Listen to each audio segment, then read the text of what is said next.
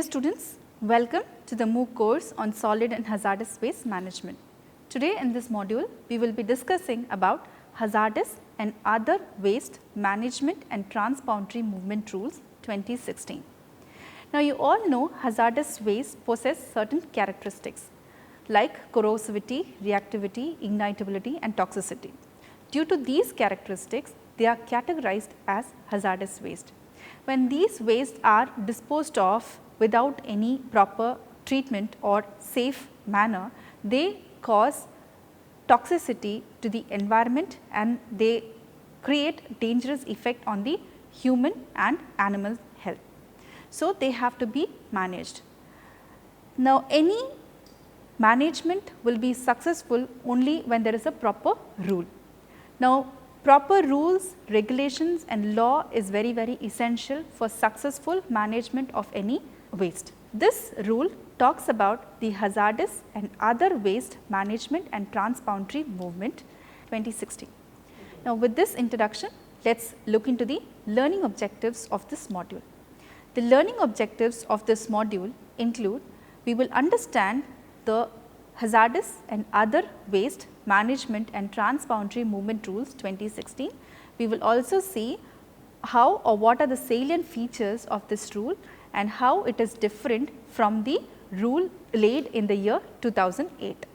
Now, the hazardous and other waste management and transboundary rule 2016 was drafted and in the year 2015 and they were published in the Government of India Gazette in the Ministry of Environment, Forest and Climate Change under the number GSR 582E dated 24th July 2015 in the Gazette of India.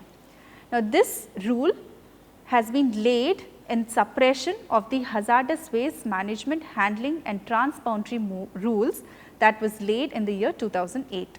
Now, the history, if you see, the hazardous rule was first laid in the year 1989 under the Environmental Protection Act 1986. Later, it was amended twice in the year 2000 and in the year 2003. Later, this rule got suspended with the formulation of a new rule. With the framing of new rule in the year 2008, Hazardous Waste Management, Handling and Transboundary Movement Rules 2008. Likewise, this rule is now again suppressed by the new rule that has come, Hazardous and Other Waste Rules 2016. Now, what is the difference between the rule that is laid in the year 2008 and 2016? The new rule will ensure resource recovery and disposal of hazardous waste in environmentally sound manner.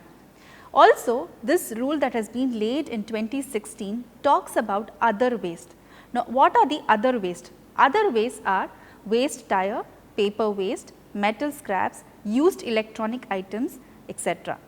And these are those wastes that are recognized as a resource for recycling and reuse. Also, these resources will supplement the industrial process and will also reduce the load on the virgin resource of the country. That is the reason why the new rule has come. Now, the hazardous and other waste management and transboundary movement rules 2016 consists of 6 chapters, 8 schedules and 12 forms. Now, the chapters talk about or provide information related to important definitions, responsibilities of various stakeholders, the provisions for import and export of the hazardous waste, storage, disposal and transport of hazardous waste. Now, the schedule talks about the different waste generating processes, especially the hazardous waste generating processes, their waste characteristics, authorities and the corresponding duties, documents for verification by customs, commonly recyclable hazardous waste and specifications for used oil and waste oil. Now, forms are 12 in number and they are related to grant or renewal of authorization, maintenance of records and application for import or export and application for recovery or co-processing. Now, to whom are these rules applied? So, let us discuss about the application of rules.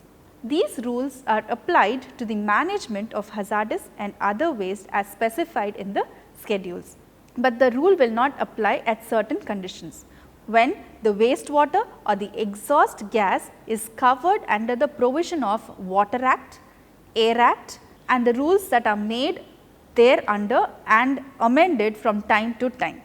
Also, the wastes that are arising from the operation from ships beyond 5 kilometers of relevant baseline that is covered under the provision of Merchant Shipping Act 1958 and the rules made thereunder or amended from time to time will not come under this rule. The radioactive substances that is covered under the provision of Atomic Energy Act 1962 and the biomedical waste covered under the Biomedical Waste Management and Handling Rules 1998 made under the Act will not come under this rule. Also, the waste that is covered under the Municipal Solid Waste Management and Handling Rules 2000 will not come under this Act. Now, let us discuss about each of these chapters one by one and what are the salient features of each of these chapters. Now, chapter 1 is the preliminary chapter and it gives the details of the short title like what is the rule, how it is been amended or how the previous rule is suppressed. Then it talks about the application which we have discussed little earlier in the previous slides and it also gives the definition of the rules. The chapter 2 talks about the procedure for management of hazardous and other waste.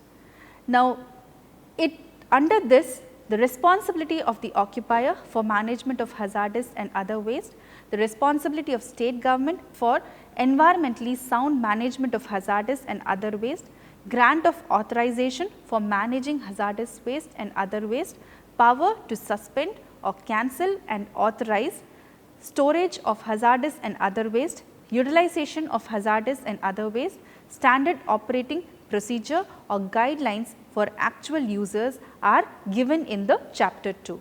Now, let us look into the salient points of chapter 2. The chapter 2 says that an occupier should follow the following steps while managing the hazardous and the other waste. The steps are 1. Prevention, 2. Minimization, reuse, recycle, recover and utilize including co-processing and safe disposal. Now, the occupier should be held responsible for the safe and environmental management of hazardous waste. Also, they should sell or send the waste to authorized dealer, treat and dispose. All these things become the responsibility of an occupier. The occupier should take steps to avoid any accident during the management and also should provide appropriate training to the workers. Now, the state government, that is the Department of Industry, should ensure the allocation of industrial space or shed for recycling, pre-processing and other utilization of hazardous or other waste in the existing and upcoming industrial park or industrial estate. Now, the Department of Labor should register these workers and provide industrial training for their skill development and also they should ensure the safety of workers. The state government again will assess the implementation and send annual reports to the ministry, that is the Ministry of Environment, Forest and Climate Change. The occupier should apply through Form 1 to the State Pollution Control Board and they should obtain an authorization from the State Pollution Control Board within a period of 60 days from the date of publication of these rules. The consent to establish and operate should be granted by the State Pollution Control Board under the Water and the Air Act. Any person who is authorized under the provision of the Hazardous Waste Management, Handling and Transboundary Movement Rules 2008 shall not apply for fresh authorization till their authorization is expired. The Central Pollution Control Board from time to time and through site inspection for the facilities may grant within a period of 120 days an authorization in Form 2 to the applicant, which shall be valid only for a period of 5 years. Now, every occupier should be authorized under these rules and will maintain record of the hazardous waste and other waste that they are managing in Form 3. They should also prepare and submit to the State Pollution Control Board an annual return containing the details specified in Form 4 on or before the 30th of June every financial year, to which that return relates. The authorized actual user of hazardous and other waste shall maintain records of hazardous and other waste purchased in the passbook that is issued by the State Pollution Control Board along with the authorization. Now, handing over of the hazardous and other waste to any other authorized user shall be only made after entry into the passbook of the actual user. The occupier of facilities will store the hazardous waste and other waste for a period not exceeding 90 days and shall maintain a record of sale, transfer, storage, recycling, recovery, pre-processing, co-processing and utilization of waste. The utilization of the hazard and other waste as a resource can be done within the premises of the generator after obtaining authorization from the State Pollution Control Board. Now, what are the salient features of chapter 3? Now, the chapter 3 talks about the import and export of hazardous and other waste. Now, the Ministry of Environment, Forest and Climate Change shall be the nodal ministry that deals with the transboundary movement of hazardous and other waste. Now, the import of waste, there should be no import of waste if the purpose is just disposal within India. Also, the waste that is listed in the schedule 6 should not be imported into the country. Now, import of part A hazardous waste of schedule 3 should be done with prior informed consent of the exporting country and permission from the Ministry of Environment, Forest and Climate Change. Likewise, the import of part B waste of schedule 3 should be done with the permission from the ministry. Same is also applicable for exporting part A, part B waste of schedule 3 and schedule 4 waste. Here the consent obtaining country would be India and they should take consent from the exporting country. The export and import of the hazardous or other waste from and into India shall be deemed illegal if the permission is not taken or if the permission is taken with false information.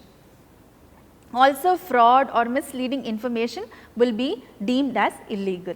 In case of illegal import of the hazardous or other waste, the importer shall re-export the waste at his cost within a period of 90 days from the date of its arrival into India.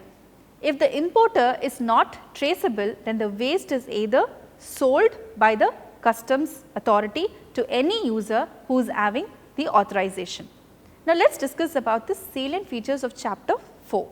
Now, the chapter 4 talks about the treatment, storage and disposal facility of hazardous and other waste. Now, the identification of sites for establishing the facility for treatment, storage and disposal should be done by the governing authority. The operator shall design and set up the treatment, storage and disposal facility as per the technical guidelines that are provided by the Central Pollution Control Board with the approval from the State Pollution Control Board. The operator should maintain records of the hazardous waste and other waste that is handled by him in Form 3. He should also fill an annual return in Form 4 and submit it to Central Pollution Control Board on or before the 30th day of June. Now, what are the salient features of chapter 5? Now, chapter 5 talks about the packaging, labeling and transport of hazardous waste. The hazardous waste should be packed and transported in a safe manner as per the guidelines provided by the Central Pollution Control Board. The labeling should be done as per the Form 8. The occupier shall provide the transporter the waste with relevant information as per the Form 9. There is a manifest system or a movement document for the hazardous and other waste to be used within the country. This is to be followed only within the country. The sender of the waste shall prepare 7 copies of the manifest in Form 10, which is again color coded. Now, this table summarizes the color coding of the 7 different forms of the manifest system. Now, copy 1, which is white in color, should be forwarded by the sender to the State Pollution Control Board after signing all the 7 copies. The copy 2, which is yellow in color, should be retained by the sender after taking signature on it from the transporter, and the rest of the 5 signed copies to be carried by the transporter. Now, copy 3, which is pink in color, will be retained by the receiver after receiving the waste, and the remaining 4 copies should be signed by the receiver. Now, copy 4, which is orange in color, should be handed over to the transporter by the receiver after accepting the waste. Now, copy 5, which is green in color, would be sent by the receiver to the State Pollution Control Board. Copy 6, which is blue in color, should be sent by the receiver to the sender.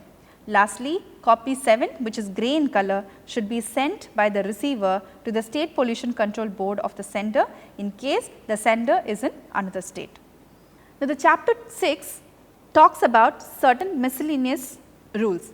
The occupier shall maintain records of operation in Form 3. He should also send annual returns to the State Pollution Control Board in Form 4. State Pollution Control Board will prepare an annual inventory of the waste that is generated, and it will submit to the Central Pollution Control Board by 30th of September every year. The Central Pollution Control Board should prepare a consolidated review report and forward it to the Ministry of Environment, Forest and Climate Change along with its recommendation before the 30th of December once in every year. During an accident at the facility or during transportation, the occupier, operator, transporter should intimate the State Pollution Control Board immediately, either through telephone or email, about the accident, and subsequently he should report it in the Form 11 and send it to them.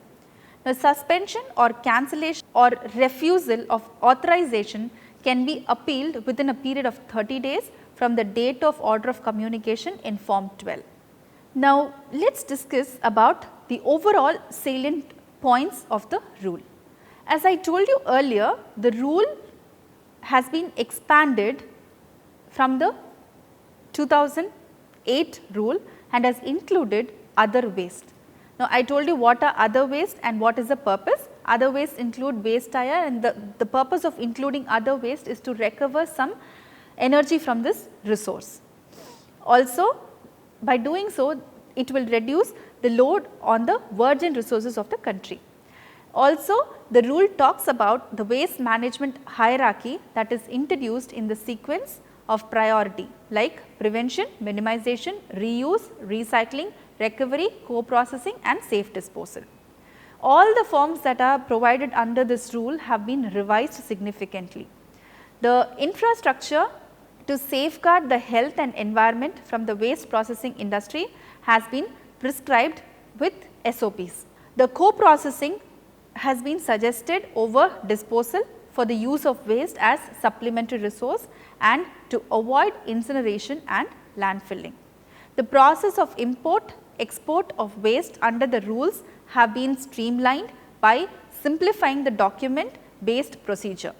Also, the import of metal scrap, paper waste and various other waste like electrical and electronic equipments for reuse purpose has been exempted from the need of obtaining ministry's permission. Now, the responsibilities of the state government for environmentally sound management of hazardous and other waste have been introduced. Some of the responsibilities are to set up, allot industrial space or sheds for recycling, reprocessing and utilization of hazardous and other waste. 2. To register the workers involved in recycling, pre-processing and other utilization activities. 3. To undertake industrial skill development activities and ensure safety and health of workers. Then to prepare an integrated plan for effective implementation of these provisions. Now, let us see, as I told you earlier, it contains 8 schedules and 12 forms. Now, let us see what are the schedules and forms talk about. Now, the schedule 1 talks about the list of process generating hazardous waste. Likewise, the schedule 2 talks about the list of waste constituents with concentration limits. There are 3 major classes. Class A talks about the based on the leachable concentration limits, Leachable concentrations limits are estimated by the toxicity characteristic leaching procedure or soluble threshold limit concentration. Now, class B is based on total threshold limit concentration, that is in short abbreviated as TTLC. Class C based on hazardous characteristics. Under this you have many categories like C1 talks about flammable, C2 corrosive, C3 explosive, C4 toxic, C5 substances or waste liable to spontaneous combustion, C6 substances or waste which in contact with water emit flammable gases, C7 talks about oxidizing, C8 organic peroxidases, C9 poisons especially the acute ones, C10 about infectious substances, C11 liberation of toxic gases in contact with air or water, C12 about the ecotoxic and C13 about the capable items, about the capable waste. Schedule 3 talks about part A hazardous waste applicable for import and export with prior informed consent, and part B list of other waste applicable for import and export and not requiring prior informed consent from the respective country. Part C about the list of hazardous characteristic definitions. Part D about the list of other waste applicable for import and export without permission from the Ministry of Environment, Forest and Climate Change. And the schedule 4 talks about the list of commonly recyclable hazardous waste. Schedule 5 again under that part A talks about specification of used oil suitable for recycling, and part B talks about specification of fuel derived from waste oil. Schedule 6 talks about the hazardous and other waste prohibited for import. Schedule 7 talks about list of authorities and corresponding duties. The list of documents for verification by customs for import of other waste specified in part D of schedule 3 is listed under schedule 8. Now, let us discuss about the different forms that are given under this rule.